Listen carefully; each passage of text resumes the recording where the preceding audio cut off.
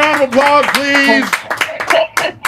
In the little screen, it's coming out real smooth. In the big screen, I'm a little fuzzy. But I'm here with you, boys. I miss you. Yo, and we miss you. I love you, Rachel. We miss you. Rachel, this is the biggest scandal that I can recall in the NBA. Tell us what we have not yet read on Google or Twitter. Tell us what we can't find on the internet. Well, look, I do want to say one thing, and you two especially are going to appreciate this. No one has been convicted of anything here yet. And I think especially with athletes, it's just sort of expected. Once there's an allegation, it's the truth. And I want to remind people that both Chauncey Billups and Terry Rozier, both of their lawyers have issued statements, not just sort of denying this, but like vociferously, strongly denying this and saying, both guys said, we will fight. Chauncey Billups' attorney said he's been a fighter his whole career. He's going to fight this. So, and Chauncey Billups' attorney also said, why would he put his, reputation, his family, his freedom on the line for a poker game? So, look, obviously the FBI doesn't indict for nothing. So we know that they made this arrest and we know that they have we've all seen the complaint. They say that they have this evidence, but we're going to talk about it now. I just want to remind everyone, no one's been convicted yet. This is why you are the GOAT, Rachel Nichols. Remind us all, sober us all up before we get drunk on the FBI Kool-Aid. Okay, now that you have prefaced with that, and that was incredibly eloquently and well and brilliantly said, what are we missing? What do we need to know? When did the FBI start this raid, etc.? Well, they started a couple years ago in these investigations. So there's been some suggestion that this was sort of Trump trying to get back at the NBA because, of course, NBA players have been so vocal against him. I think the dog and pony show we saw this morning was a little bit of the administration being very excited that they could kind of put this negative attention on NBA players. But I'm not sure that the investigation itself is politically motivated. It's motivated by the fact that we have seen a pretty significant gambling ring ensnaring NBA players, in some cases blackmailing NBA players into giving them information, or giving their friends information who have then sold that information. In Damon Jones' case, the accusation is that he personally was paid for the information, so that's a little different. But, getting them to give just these little tidbits that you guys know, these injury reports are so sensitive, and when the public doesn't know yet, you can place a bet knowing someone's going to be out. The Damon Jones accusation is that he actually told someone, LeBron James is going to be out against Milwaukee. LeBron did in fact sit, and Milwaukee did in fact win. The public found that out when the starting lineups were announced, but the gamblers got it beforehand. Rachel, how big a deal is this? Because you're saying this as you're driving into a car and we're just doing a show like we normally would, but this is a gigantic deal. If indeed Rozier, Chauncey Billups, Damon Jones, amongst others, are found guilty, does gambling become illegal in the NBA? Can players or players' family members not gamble? Can coaches, can refs, even in the offseason, even other sports? What is the domino effect that this leaves?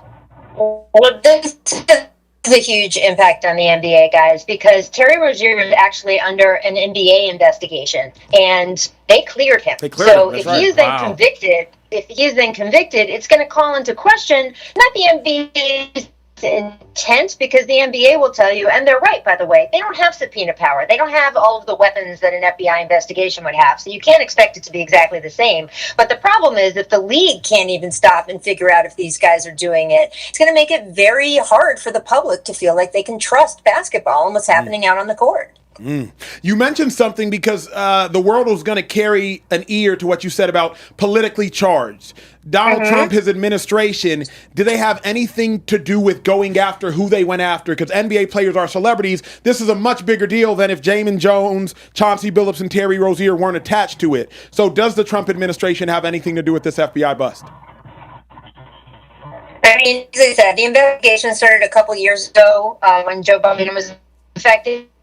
Everyone was out there to take just audio. Hold on, Rachel. We're losing you. We are losing you. Y'all know in the Speakeasy, you never know what you're going to get or how you're going to get it. Rome, you think we should take just audio? We're going to see if we can just get audio. All right, we're going to see if we can get just audio. All right, Rachel, we're going to take just audio.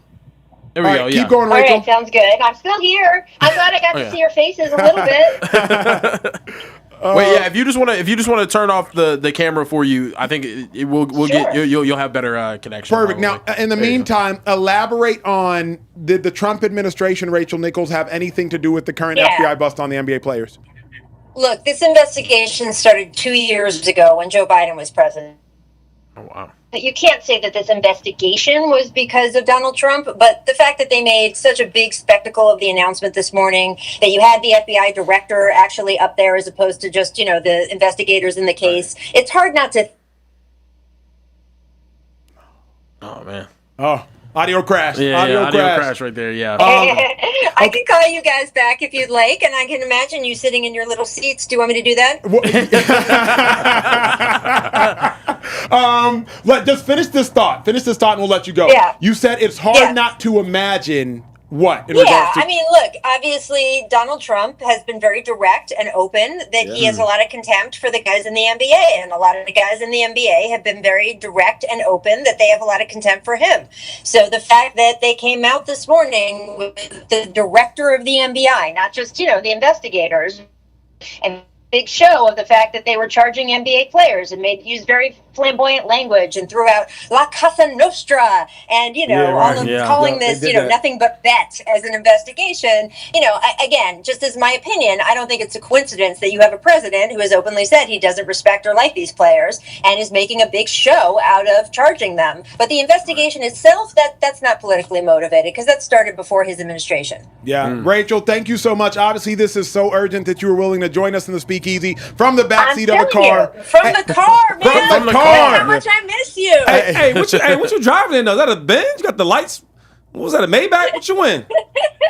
I'm in the backseat, boys. I do not Zoom and drive or FaceTime No. But yeah. No, what you driving in? It's a nice car. Is it a Benz? A Maybach? Like, you looking fly. I'm driven. I just get in the car. When the black car pulls up, I get into it. I can't tell you what I got. She said it's some sort of black. Hey, round of applause for Rachel Nichols, please. Round of applause for Rachel Nichols.